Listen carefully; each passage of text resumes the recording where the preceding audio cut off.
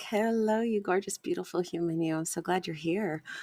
I am so glad you're here. And so sometimes in the podcast, I will record ahead, particularly if I'm going to be incredibly busy. I will do what content creators call batch create, where I'll do a few on a free Sunday afternoon or such and schedule them ahead. And sometimes I'm recording in air quotes real time. I happen to be in a season of recording in real time. So I was able to get some feedback from the last episode. And first of all, thank you for listening. And second of all, thank you for taking the time to respond. You don't have to, and you did. So thank you. Kind of interesting. So if you are just joining us today, hi. So last week I did a little bit more direct tough love. And I reminded us all that we are the principal agents of our own suffering. How? We create our suffering by the thoughts that we believe. And the feedback has been really kind of in two whole camps. One camp is the, okay, why such, what's the big deal? Yeah, of course. And the other feedback has been in various low-key forms of F you, Dawn, you don't understand. For sure.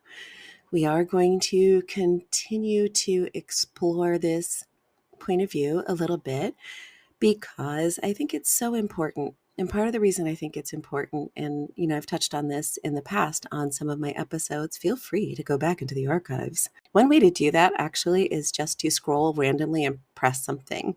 And I bet you it'll be apropos to what you're going through. But one of the reasons why we're going to continue in this vein really is the overcorrection. Back in the past, everyone thought that mental health was either some form of curse, if you go way back, some sort of demon possession, right? You were evil, you were cursed, or you were just weak. You had a character flaw. You had these soldiers coming back from World War I with what was then called shell shock, which has morphed into what we now call PTSD. And, the response was, what's wrong with you? You're just a coward. Get your head in the game, blah, blah, blah, blah, blah. In our awareness that mental health struggles are not a character issue, we went into the medical model, which is, it's all biochemical. And what's tricky about that is that there definitely is a biological element to mental health disturbances. For example, starvation in childhood can be related to schizophrenia in adolescence and adulthood. So there's definitely a biological element to the way that things actualize in our lives. We also know that there is something called the multi-generational transmission of trauma at the biological level. Which of your DNA aspects fire, which get expressed, is influenced by stuff that happened to your grandparents. Facts. Some people's brains are funky. They have more or less dopamine receptors. They have more or less flexibility. So there is definitely biological elements. The shadow side, the dark side of deciding, it's just biochemical, is there are plenty of studies that have not been able to verify that. I'm not saying that the absence of evidence is evidence of absence, but psychiatry and neuropsychology and neurology are having a heck of a time showing us where in the brain depression or anxiety actually is. The flip side of that is, these chemical substances seem to help. So if they seem to help, then that would imply that there is a brain element going on to it. So it's all very complicated. In mental health, we talk about the biopsychosocial model. There's your biology, there's your psychology, and there's your social influences. All of those matter.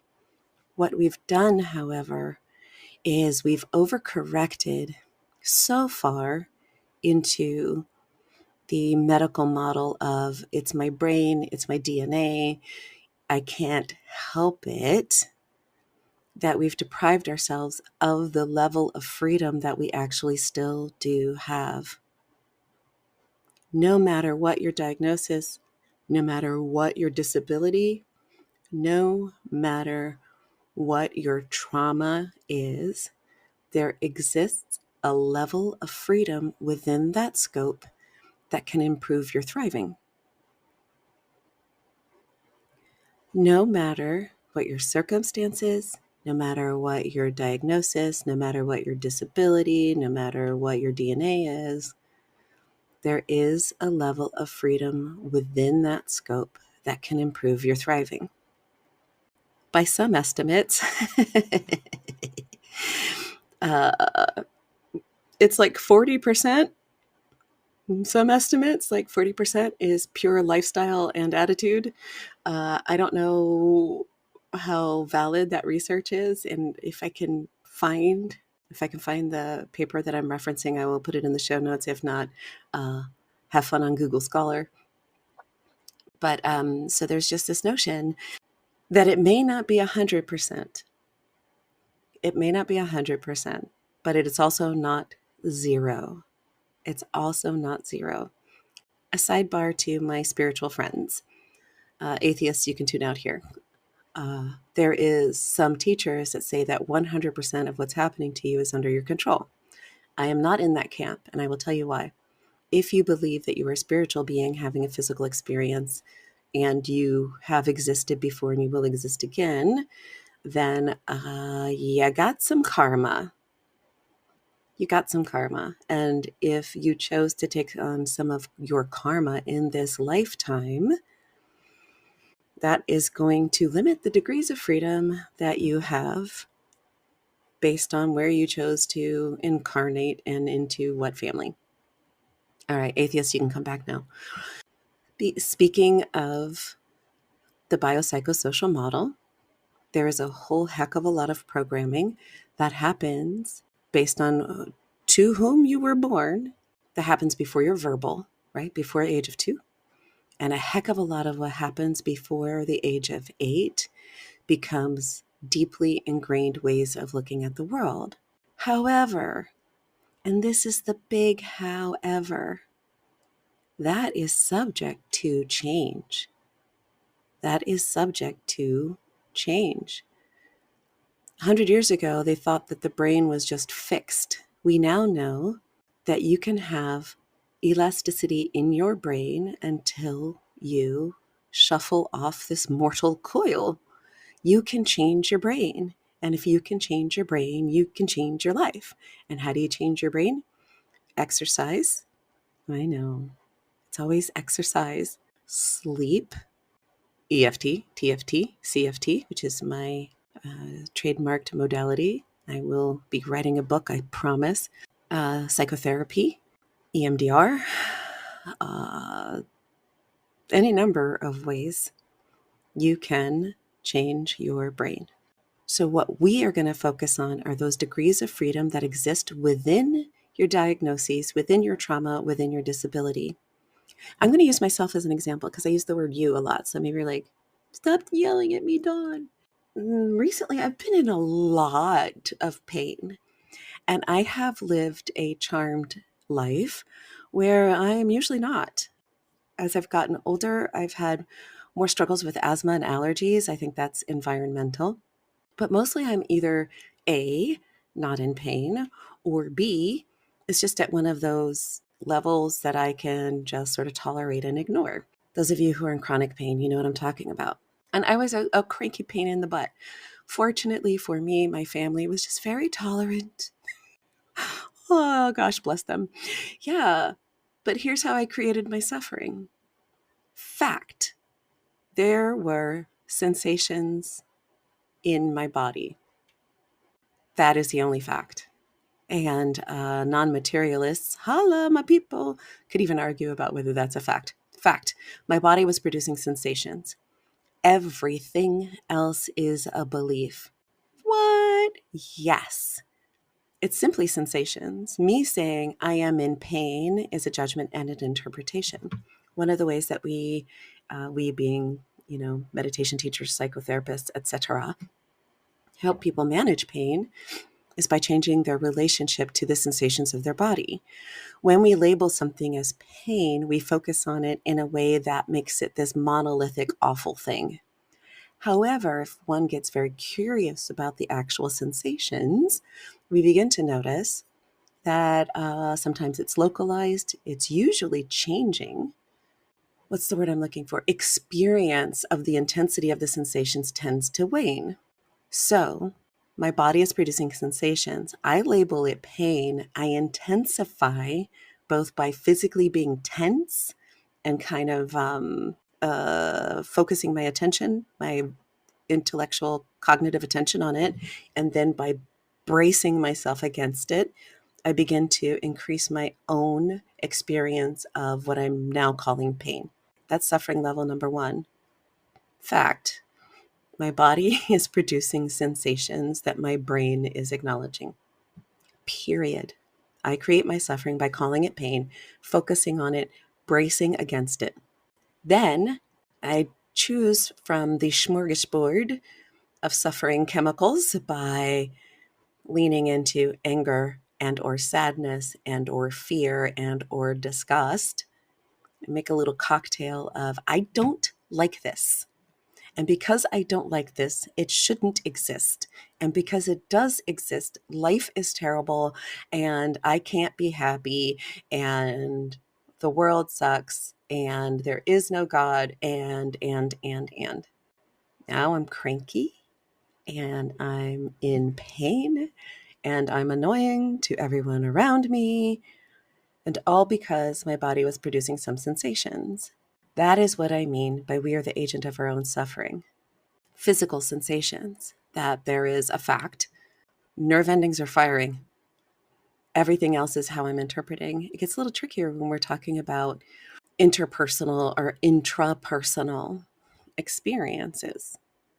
When I begin to have conversations with people about responsibility for their suffering, the line of argumentation usually goes to like really horrible, abusive things. So you're saying that fill in horrible, abusive, terrible thing. I should think that's okay. Beloved dear friends, I would never should on you for any reason because should is one of the primary agents of suffering. The fallacy is that in order to make choice to change experiences, we first have to get upset about them. We first have to be sad or angry or afraid or disgusted about them in order to have the will to change them. That is not so. We also do not have to take on pain in order to acknowledge other people's pain. There's a whole discussion around empathy and sympathy and compassion. People in the helping professions are often struggling with compassion fatigue. And what that really comes into is I feel your pain. And we've become attached to the belief that in order to really hold space for someone else's pain, we have to feel it for them. That is a choice that you are welcome to make. And that is a choice that there's times when someone really needs you to make that for them. By all means, do it. And there are other choices available that are not quite so much centered around the suffering. What can we do? Right? The whole point of this podcast isn't just to talk about what is, it's to provide tools for what could be. So one of the best tools for that is to acknowledge your point of view, my point of view, our point of view is just a point of view. Using myself as an example, that hurts. Interesting point of view, that's just a point of view. I don't like that. Interesting point of view is just a point of view. It shouldn't be this way. Interesting point of view, it's just a point of view. I shouldn't have to put up with this. Interesting point of view, it's just a point of view. I can't be happy until this goes away. Interesting point of view, it's just a point of view. People should be better drivers. Interesting point of view, it's just a point of view. It can feel dismissive. We are not dismissing your feelings. I am not dismissing my feelings. I'm acknowledging that those feelings are a point of view that will rise and fall really quickly if you simply allow them to exist. find out that someone that I went to college with passed away. Grief arises. And if I let it be, the grief will rise and it will fall. And when I notice myself starting to create suffering about the sadness, the grief of the loss, with thoughts like, oh, that's a pity, he was just so young. Oh, it's terrible for his children. Interesting point of view. It's just a point of view. So it's that paradox of both and. I am honoring that the body mind creates emotions around experiences. At the same time, I am honoring and acknowledging the reality that when I create thoughts that I believe and get attached to around those sensations and experiences, I am now creating suffering from what was merely sounds dismissive, excuse me, from what was sensations. The body produces sensations. The emotional body has experiences. When I allow them, they rise, they fall, we move on. When I attach to them, I like this, I don't like this, I want this, I don't want that, I am creating suffering. And the tool becomes interesting point of view. It's just a point of view. Interesting point of view. It's just a point of view. And when we detach from our points of view, the shocking the shocking aspect of is that we become so much more aware of the choices available to change the circumstances and the sensations. But you can't trick yourself into getting to that space by like, I'm just going to pretend like I'm not attached to my point of view so that I can find the choices to change the thing. There really is that detachment from our holding tight to our attitude and beliefs about the thing. When we surrender and release that, a world of possibility opens up that can either include the thing as it is and or begin to create something different in the future. Okay, I'm really hoping you're following this because the paradox of both and sometimes scrambles our brains. Please feel free to listen to this again and let it kind of get into past your brain, actually, to your awareness and to your wise mind. All right. Thanks for listening, you gorgeous you. Here's my point of view. You are whole, perfect, and complete just the way you are. And the big lie that we've all bought is that there's something wrong with us. It's a lie. There's nothing wrong with you. Shabooby-dooby-dooby-doo-doo. You're awesome. You're amazing. You're wonderful. You have so many gifts. And you have so much to offer the world. And we're so grateful that you are here. And it'd be really lovely if you would, believe that. Hello, beautiful humans, and welcome to the Mental Wellness Wake Up Show, a weekly podcast where growth-minded, creative people come to learn best practices from both spirituality and psychology that create lasting well-being. I am your host, mental wellness expert, improvised acting teacher, therapist, and coach, Dawn McMillan. Let's get to it. I am so honored that you share time with me. If you've listened this far, then something here was of value to you. Would you please be a friend of the podcast and share it with at least one other person? The podcast is available on most platforms, including YouTube, and I need your help to get the word out. So please like, subscribe, and share, and a 5-star review on iTunes would be chef's kiss. Thank you so much. See you next time.